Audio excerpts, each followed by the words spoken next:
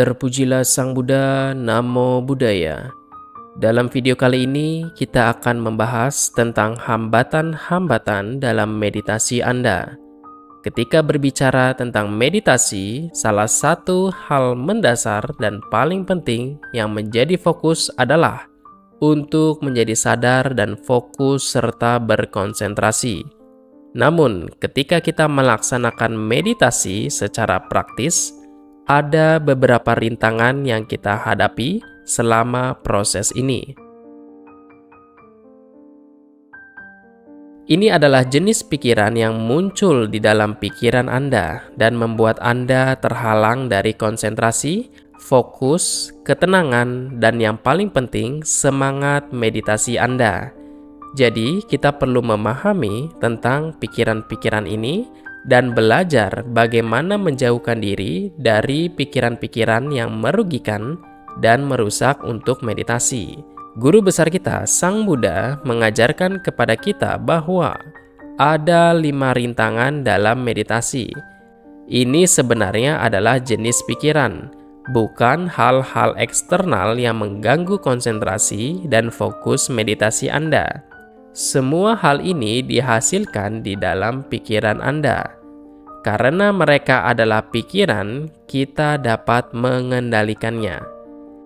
Kita tidak dapat mengendalikan situasi atau pengalaman eksternal yang mungkin kita hadapi selama meditasi. Tetapi kita dapat mengendalikan pikiran-pikiran yang ada di dalam diri kita. Jadi, apa saja 5 rintangan ini? Rintangan pertama dikenal sebagai kama canda.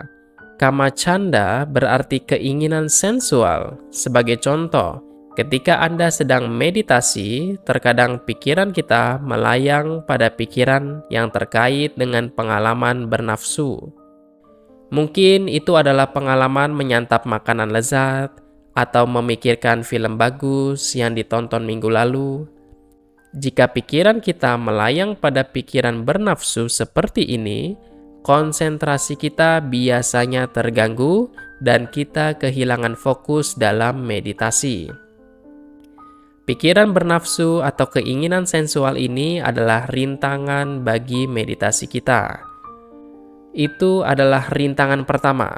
Rintangan kedua yang diajarkan oleh Sang Buddha adalah apa yang disebut dengan Vyapada. Vyapada berarti kebencian atau kemarahan. Jika Anda duduk untuk meditasi dengan perasaan marah, apakah Anda dapat melakukan meditasi untuk waktu yang lama? Pikiran Anda akan terganggu dan terpecah, dan Anda juga akan merasakan panas dan kemarahan batin yang berkembang di dalam Anda. Ketika kemarahan batin ini tumbuh, Anda tidak dapat meditasi karena pikiran Anda tidak siap. Kita perlu menghindari kemarahan juga ketika kita melakukan meditasi.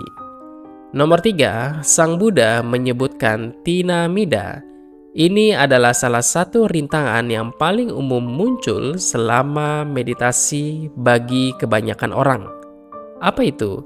Kebosanan dan ngantuk. Sebagian besar waktu, ketika kita memulai meditasi dan saat kita melakukannya dalam waktu singkat, banyak dari kita merasa ngantuk. Sebenarnya semua orang yang memulai meditasi mengalami situasi ini, tapi itu cukup normal. Tidur juga merupakan hambatan bagi meditasi dan untuk konsentrasi meditasi Anda. Kemudian yang keempat, Sang Buddha menyebutkan udaca kukuca yang berarti gelisah dan penyesalan.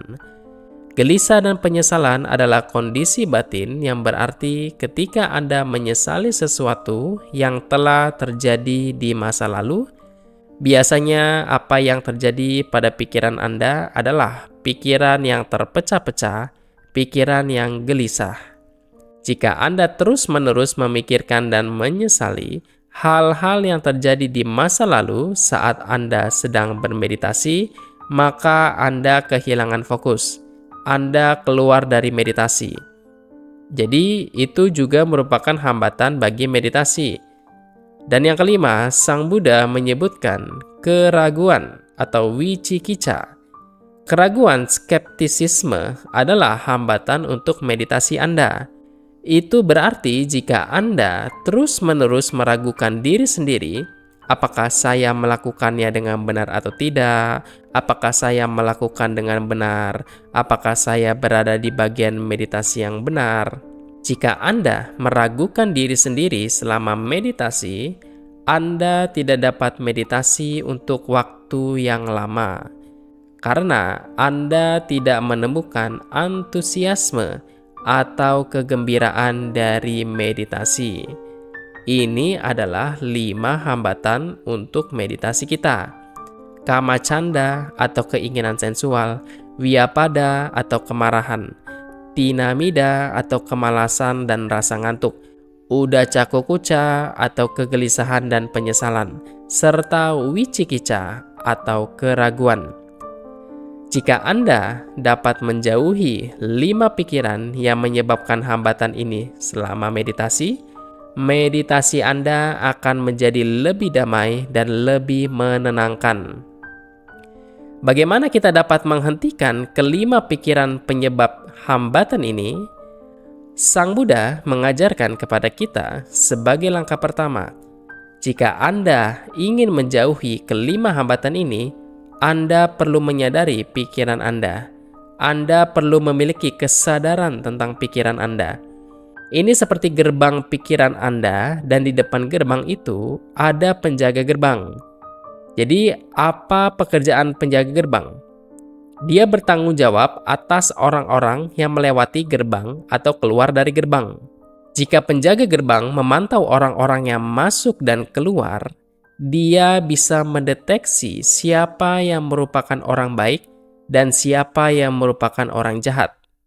Sama seperti itu, jika Anda bisa sadar, jika Anda bisa menyadari pikiran Anda, maka Anda bisa mendeteksi pikiran mana yang baik dan pikiran mana yang menyebabkan hambatan yang datang ke pikiran saya. Ketika Anda sedang melakukan meditasi, sebagai contoh, tiba-tiba ada hal yang wajar ketika kita melakukan meditasi. Sangat wajar jika pikiran-pikiran yang menyebabkan hambatan ini datang ke pikiran kita.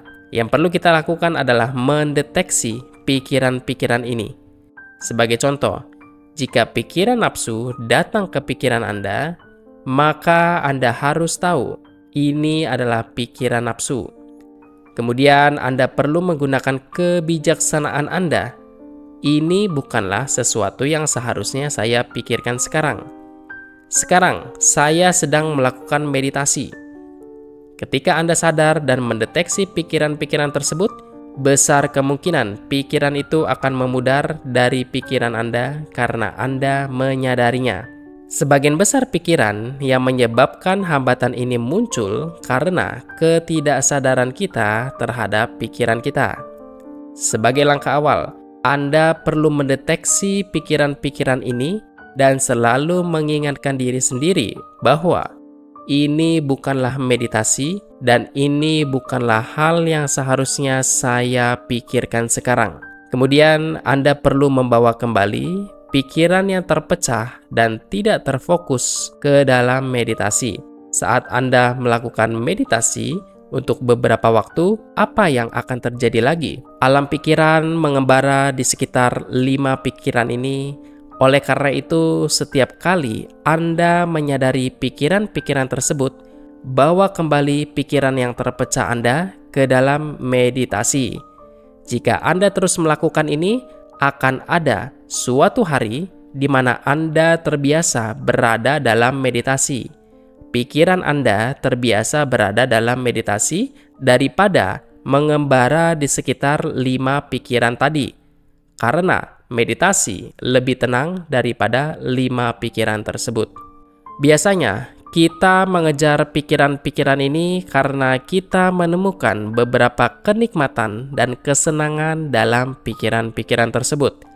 Jika pikiran Anda tetap berada dalam meditasi dan jika pikiran Anda menjadi berkonsentrasi.